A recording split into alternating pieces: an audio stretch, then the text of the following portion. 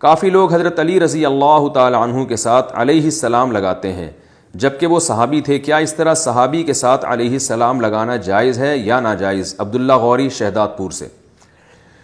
دیکھیں، علیہ السلام کا مطلب ہوتا ہے ان پر سلامتی ہو،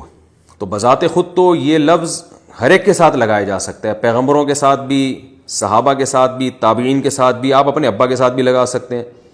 اپنی اماں کو بھی علیہ السلام کہہ سکتے ہیں، سلیم بھائی کو بھی، وسیم بھائی کو بھی، کلیم بھائی کو بھی، ستار بھائی کو بھی، ستار بھائی علیہ السلام، تو بذات خود اس میں کوئی گناہ نہیں ہے۔ علیہ السلام کا مطلب ان پر سلامتی ہو۔ ہم ویسے بھی تو کسی کو کہتے ہیں نا السلام علیکم، آپ پر سلامتی ہو، تو السلام علیکم جب جائز ہے تو السلام علیہ کیوں جائز نہیں ہے، اور علیہ کو مقدم کر کے علیہ السلام کیوں جائز نہیں ہے؟ تو فی نفسی ہی یہ جائز ہے، لیکن بات یہ ہے کہ جب ایک چیز عرف میں شامل ہو گئی کہ وہ پیغمبروں ہی کا حصہ ہے، تو اور یہ عرف خلاف شرع بھی نہیں ہے، یعنی عرف میں ایک چیز سرایت کر گئی ہے کہ مسلمانوں میں یہ رواج پیدا ہو گیا ہے کہ صرف پیغمبر کے ساتھ علیہ السلام لگایا جاتا ہے۔ تو جب ایک رواج پیدا ہو گیا ہے اور رواج کے غلط ہونے کی کوئی شرعی دلیل بھی نہیں ہے، تو یہ پھر پیغمبروں کا عرف میں خاصہ بن چکا ہے۔ اب اگر کسی صحابی کے ساتھ آپ لگاتے ہیں تو یہ شبہ پیدا ہوتا ہے کہ گویا یہ ان کو پیغمبر سے ملا رہا ہے۔ تو جیسے حضرت علی رضی اللہ تعالی عنہ، جن سے محبت ہمارے ایمان کا جزو ہے، داماد نبی صلی اللہ علیہ وسلم، آپ کے فضائل کوئی کم نہیں ہے، اس میں کوئی دو رائے نہیں ہو سکتی، لیکن اگر آپ باقی صحابہ کو رضی اللہ عنہ کہتے ہیں اور حضرت علی کو علیہ السلام کہتے ہیں تو اس سے یہ وہم ہوتا ہے کہ آپ حضرت علی کو باقی تمام صحابہ پہ فضیلت دے رہے ہیں، جو اہل سنت والجماعت کا مذہب نہیں ہے۔ تو اہل سنت والجماعت کا جو مذہب ہے وہ یہ ہے کہ سب سے پہلے حضرت ابو بکر ہیں، پھر حضرت عمر ہیں، پھر حضرت عثمان ہیں، پھر حضرت علی ہیں، تو یہ ترتیب ہے۔ تو یا تو سب کے ساتھ علیہ السلام لگائیں، اور ظاہر ہے نہیں لگایا جاتا کیونکہ یہ ایک پیغمبروں کے ساتھ لگانے کا عرف ہو گیا ہے، تو اس سے یہ وہم ہوتا ہے گویا وہ پیغمبر ہیں۔ تو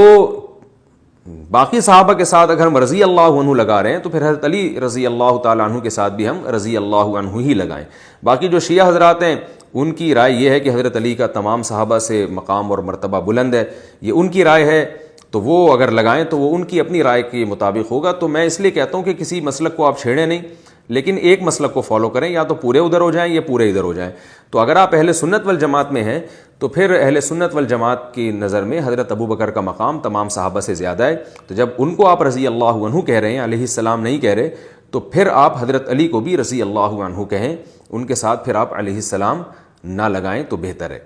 تو باقی مسئلہ یہ ہے کہ میں نے بتایا کہ فی نفسی علیہ السلام کسی کے ساتھ بھی لگا سکتے ہیں، لیکن عرف بن گیا ہے پیغمبروں کے ساتھ لگانے کا، تو یہ وہم ہوتا ہے کہ گویا جس کو آپ علیہ السلام کہہ رہے ہیں عامی شخص کو، وہ پیغمبر تو نہیں ہے، تو عامی شخص کو بھی تو پھر کہہ سکتے ہیں نا، لیکن کوئی بھی نہیں کہتا۔ آپ نے کبھی کہا کہ فلاں مولانا صاحب علیہ السلام، تو کوئی یہ کہے کہ اس کی دلیل کیا ہے ناجائز ہونے کی؟ بھئی دلیل عرف ہے،